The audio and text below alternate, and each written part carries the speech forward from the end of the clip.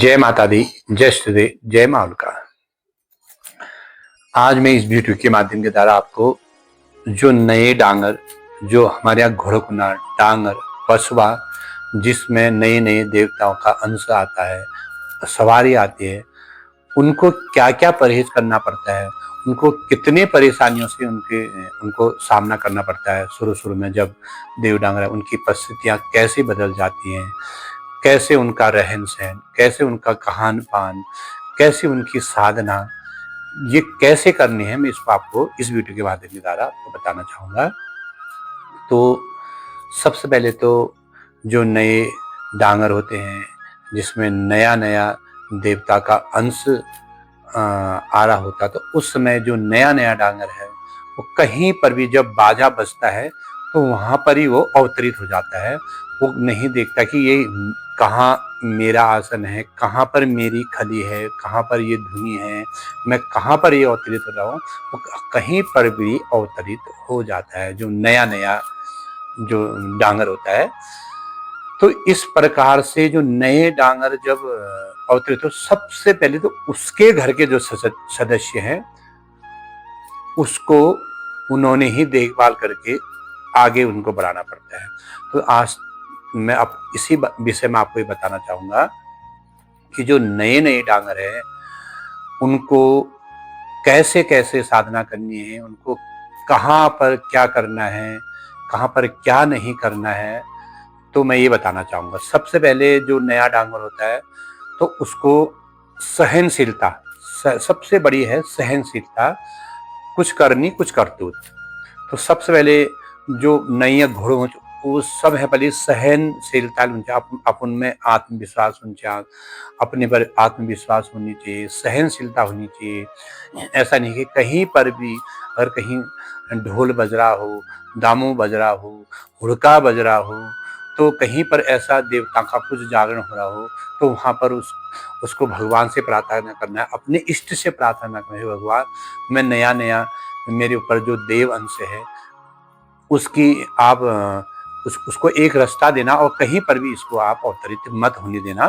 तो उसको जो चीजें हैं, तो कुछ नर के हाथ में भी बहुत कुछ होता है, जो नर कुनान, जो डांगर कुनान, वो हाथ में ले बहुत कुछ हो। तो इस प्रकार नए डांगर को सबसे पहले गुरु, जो गुरु होता है, उसकी खोज खबर करनी चाहिए कि गुरु कैसा है।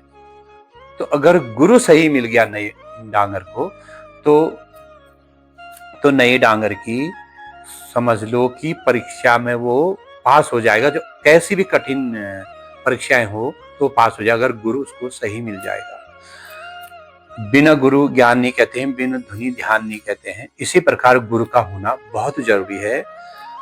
नए नए डांग को, जो नए नौल को ना हमारे तब को ना नौल अवतरित हो रही हो, नौल हो रही हो, कहीं ले वो नौल अवतरित हो, बड़े के बोलूम रहे हो, कस बोलूम रहे हो, पत्तो न चलनो वो समझ नहीं चाहते। जैसे नानो बच्चों हो, नानो नंती हो, तो उस आदमी कल लोटुम रहे हो, उस पकड़ना, जैसे मतारी पकड़ ची कि पाँच आदमी धीरे धीरे पकड़ ची, यो बाट में जाना, वो बाट में जाना, उससे का गुरु उस नया डांगरस राह रीति करबरेन सही लाइन में ला जाता। दूसरी बात, जो नैया नैया डांगर हो, ओल साधना जरूरी करना हो, साधना नियम, खान पान में ध्यान देना पड़तो, सबल परिता ओल शुद्धि अशुद्धि ख्याल करना पड़तो। शुद्धि और अशुद्धि, कहीं पर हमने कहाँ पर नहीं खाना है, कहाँ पर हमने जाना है, तो एक समय बली डांगर की हूँ शुद्धि अशुद्धि, जो औगर न खान पड़नो, नर्क न खान पड़नो, जाता ना, जैसे होटल उनमें जाति बरात, उनमें जैसे बारात हो गई, होटल हो गई, नाटक हो गयो, सूतक हो गयो, वो नया डंगरियाल न खान चाहिए,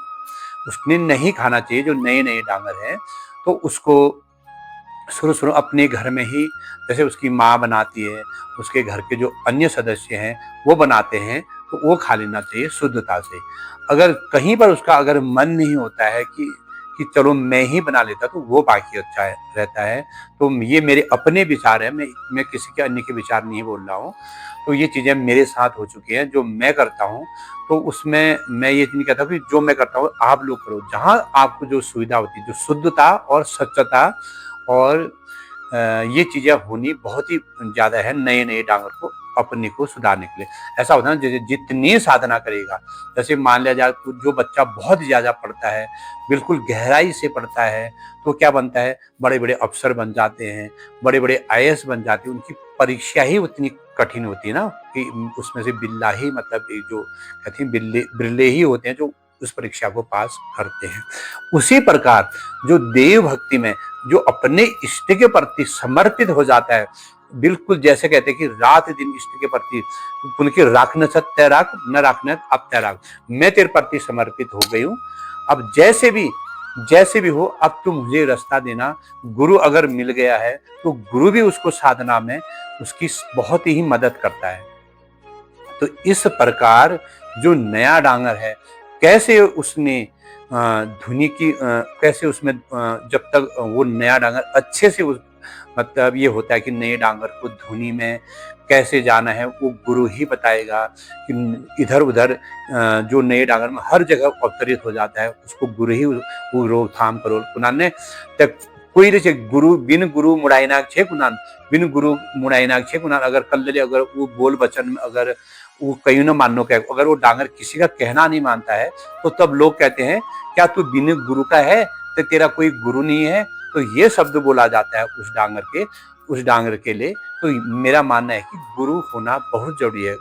गुरु भी ऐसा हो जो उसे ही मतलब उसी ही लाइन का हो गुरु। जैसे गुरु भी बहुत प्रकार के होते हैं, अब अलग अलग गुरु, आध्यात्मिक गुरु अलग होते हैं, तो उनकी वो गुरु अलग है। जो हमारे जो देव डांगर है, जैसे कोई डांगर भी गुरु हो सकता है, और जो ढोल दास होते हैं वो भी गुरु हो सकते हैं, अगर हालांकि वो बिल्कुल सही रास्ता बताए तो तब वो गुरु का काम कर सकते। तब वो देव डांगर अपने राह रीत में, अपने सही मार्ग पे, अपने जो मार्गदर्शन अगर गुरु सही दे देगा तो उस मार्ग पे वो चल जाएगा।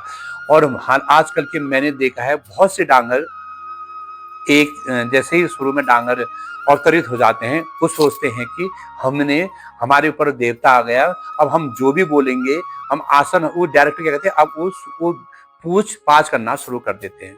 तो हालांकि वो पूछ पाछ करना शुरू कर देते हैं तो उससे डांगर को भी बहुत नुकसान होता है, क्योंकि वो जो प्रक्रिया से वो जो गुजरना था उस डांगर ने, वो नहीं गुजरा होता है।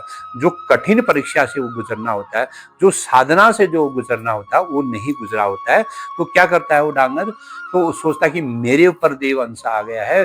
वो बिना गुरु के ही बिना जो एक बता देना कि कोई अगर गुरु हो जो अगर बिना राह रीति वो आसन पकड़ ली, अगर वो आसन पकड़ लेता है बिना गुरु के, तो कहीं ना कहीं उस डांगर को भी उल्टे लक्षण लगते हैं। और उसकी जो बोल वचन है, शुरू में तो लगेंगे, बाद में वो बोल वचन नहीं लगेंगे। वो आसन अगर पकड़ता है तो बिना गुरु के आसन नहीं पकड़ना चाहिए।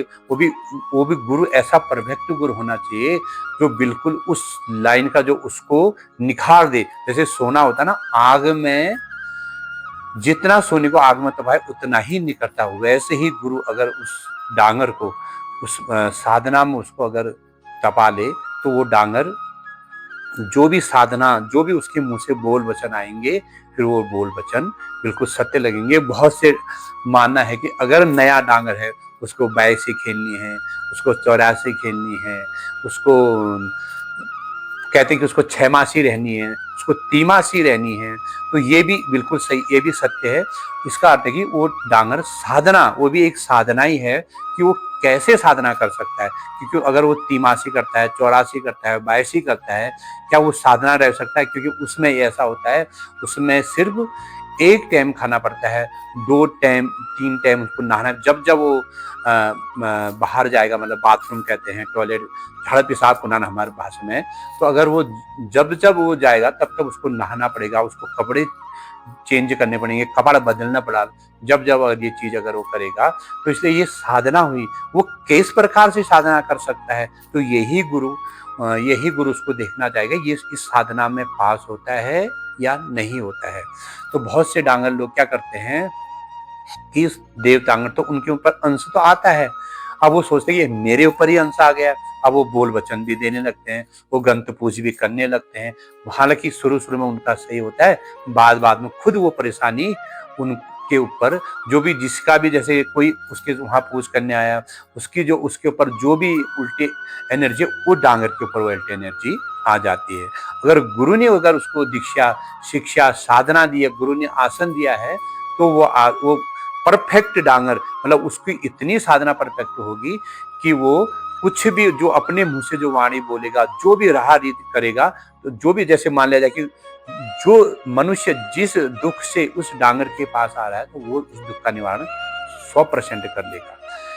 मैं ये कहना चाहता हूँ नए नए डांगरों से कि सबसे पहले तो आप धैर्य बनाए रखिए। धैर्य बहुत ही बड़ी चीज है।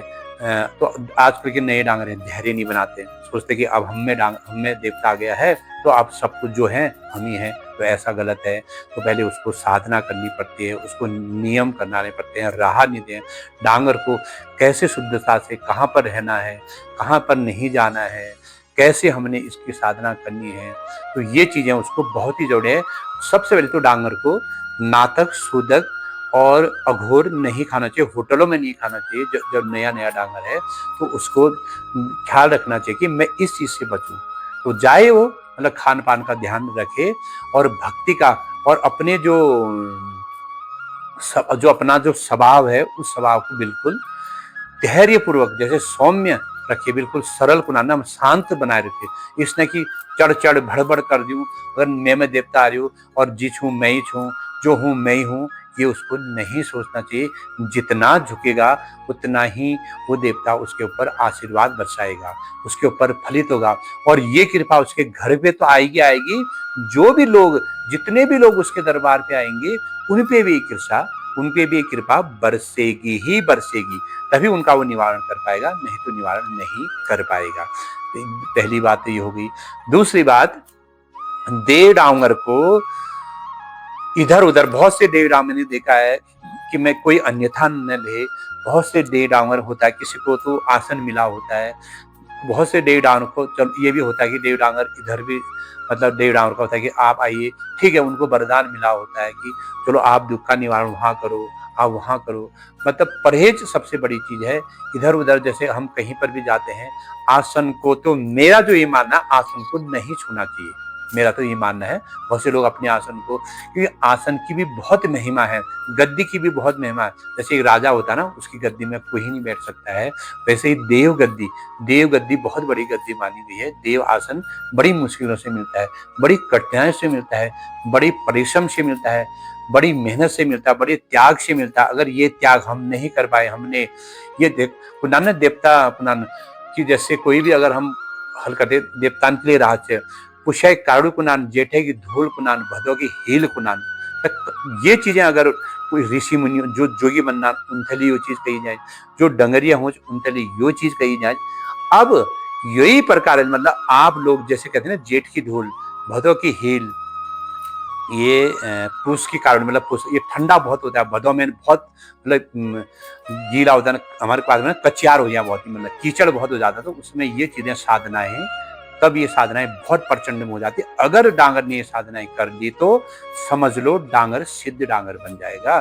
तो आज तक तो लोगों का ये मानना है कि अब मैं क्या कहूँ, अन्यथा कोई न ले, सिद्ध डांगर की महिमा ही कुछ और है। देखो आजकल तो लोग दिखावा भी बहुत करने लग गए हैं। मैं तो कहता हूँ कि जहाँ किसी मनुष्य को जहाँ कैसे दुख अगर दूर हो रहे हो, अगर बहुत से डांगर तो आज कल मैंने सुना है पैसा भी मांगने लगे, कहते कि तेरा ऐसा हो जाएगा तो तू मेरे लिए ऐसा करेगी। ये चीज भी मैंने बहुत सुना है, मैं नाम नहीं लेता हूँ, ऐसा नहीं होना चाहिए। हाँ, जो अपनी श्रद्धा से उस डांगर को, जो नए देव डांगर हैं, जो उसको अपना चढ़ावा देना चाहते हैं, तो अपनी श्रद्धा मन से दें, अपने भाव से दें। इसलिए नया जो देव डांगर है, सबसे पहले उसके घर के लोग ही उसकी सेवा करें, उसकी मान विंदी करें, मतलब हमारे पार भाषा में मान उसकी मतलब आराधना करें, प्रार्थना करें। वो देव डांगर अपने घर से ही सुधरेगा, ना कि बाहर से सुधरेगा। लोग और देव डांगर को बहुत लोग मजाक भी उड़ाते हैं, देव डांगर की बहुत मुखौल भी उड़ाते हैं, कहते हैं कि ये तो ढोंग कर रहा है। मतलब और बहुत से लोग जब नया नया देव देवता अवतार होता है, लोग कहते हैं ये पागल है, ये खाली मजाक कर रहा है। और बहुत से हमारे जो हमारे उत्तराखंड में देव डांगरों की तो बहुत से लोग मजाक भी उड़ाते हैं। और मैंने ऐसा देखा है जो जिसने मजाक उड़ाई है नए देव डांगरों की, कोई भी जैसे पुराने देव डांगरों नए देव डांगरों मजाक उड़ाती है तो उनको भगवान सजा देता ही देता है, क्योंकि हमारे उत्तराखंड में देवभूमि कहा गया है ना। बहुत से लोग देखो, जो मैंने तो ये देखा है, जो हमारे पितृ से बुजुर्ग लोग, अभी तो हमारे मुझे 2-3 पुस्तकें बुक का नाम होगा, आगे तो मुझे भी याद नहीं, मैं जो चीज कर रहा हूँ तब से लेके आज तक वो देव डांगर की, जो देव डांगर जिसमें देवता आ रहे हैं, जो पशुआ घोड़ा वो चला आ रहा है, तो वही हमारे देव, हम उनको भगवान मानते हैं, उनको हम देव, क्योंकि हम सोचते हैं कि हाँ अगर इसमें अगर देव डांगर तो हमारे आराध्य, हमारा इष्ट है, तो हम उसकी सेवा करते हैं। तो बहुत से देव डांगर आजकल नरबुद्धि भी करने लगे हैं। तो जो डांगर नरबुद्धि करता है उसको देवता सजा तो देता देता ही है। तब कहते हैं कि नर बुद्धि, अच्छा देव बुद्धि है, नर बुद्धि ज्यादा हावी होगी, देव बुद्धि से नर बुद्धि ज्यादा हावी होगी। तो मैं इसी प्रकार नए देव डांगरों को ये कहना चाहता हूँ कि आप संयम बरतें, धैर्य बरतें। आप में जो देव कृपा हो रही है उसको आप सरलता से, बिल्कुल सौम्य से उसको ले लीजिए। आप में आपकी इष्ट की कृपा बहुत ज्यादा रहेगी। तो ये मानना है कि आपने वो परीक्षा अगर पास कर ली तो आप समझो इष्ट की कृपा आप पे बन गई। जय माता दी, जय इष्ट देव।